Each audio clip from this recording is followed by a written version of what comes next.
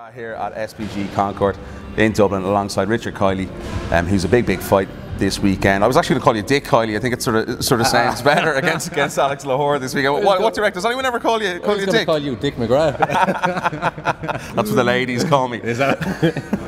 How are you, my friend? Obviously a huge fight coming this weekend. We've heard everything going into the fight. There's been a lot of smack talk between you and Alex. How's the feeling now going into fight week? Biggest fight of your career? Yeah, can't wait.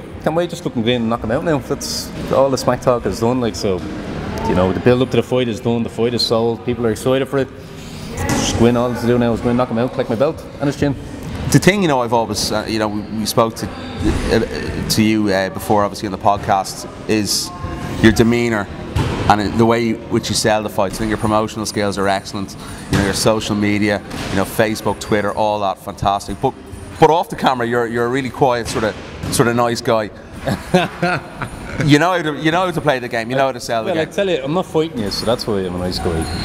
If we were fighting each other, there'd be a different element. We'd have a different dynamic from this conversation. So, it's not a falseness or a fakeness. There is an element of pantomime with the fight, but there's genuine needle there.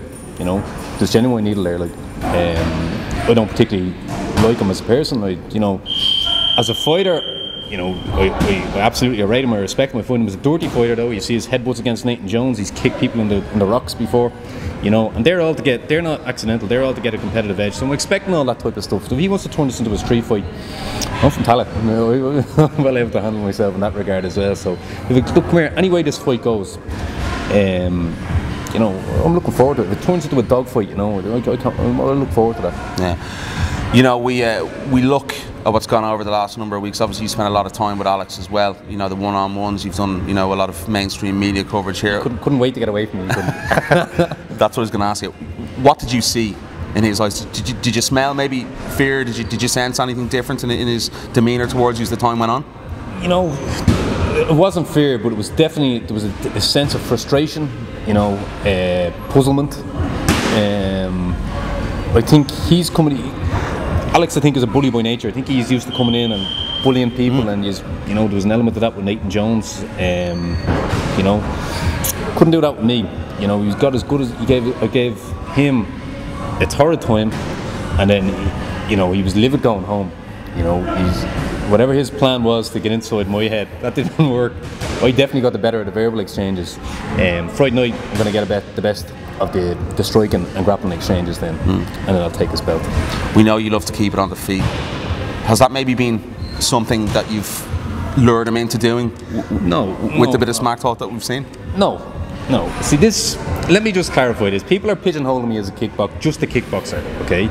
Because I've knocked two people out on the feet, okay? If it goes to the ground, I'm entirely comfortable going to the ground. And look, I don't want to say the cliche, I'm entirely comfortable going to the ground. Listen, you see on Friday night, if it goes to the ground, that I'll either knock him out there on the ground or I'll submit him on the ground. John Kavanagh and Dave Roach wouldn't stick me in if I was just a kickboxer. You get found out. You can't be a one-trick pony going into this sport. You're going to get found out quickly. So if I have to show my ground skill, grappling skills on Friday night, so be it. Grand. But if not, and it stays in the feet, it's going to be a short night for him. So I would envisage that at some stage it would go to the ground, or it's definitely going to end up in the clinch. He's going to feel the first jab, and he's going to panic. He won't be able to deal with the speed and power, and he's going to go for the shoot or the clinch. So, do you think, did you see anything in him that maybe you might felt that he's on breaking point because you pushed the right buttons? I think so. I definitely pushed the right buttons. He went home livid. I grabbed him by that turkey neck of his, and it's actually amazing that a neck so skinny can hold up a head so large. He was really was there. That's a paradox of physics there. I don't know how that happens. But, so he's definitely on breaking point. He wasn't ready for the barrage of smack talk that he got. It's not even smack talk. I don't even call it smack talk. He wasn't ready for the verbal onslaught that he received. He was trying to intimidate me. You could see that wasn't intimidated. So look, Friday night, look, no matter what's said or done outside the ring, no matter how many people are watching, how many people aren't watching, there's going to be two of us in the ring. So it doesn't matter. It doesn't matter what's happened outside the cage. What's going to matter is outside the cage. He's not going to fight any harder or any less based on the build up to the fight. You know, he might come out angry, he might expose his chin. If he does, he's getting knocked out. But if he doesn't expose his chin, I'll open it up and then I'll knock him out. For you, going in, obviously the biggest fight of your life for that world title, that welterweight world title on fight week, is it about, you know, keeping everything under check for you? Obviously there's going to be nerves going in there. Is it about keeping a lid on that?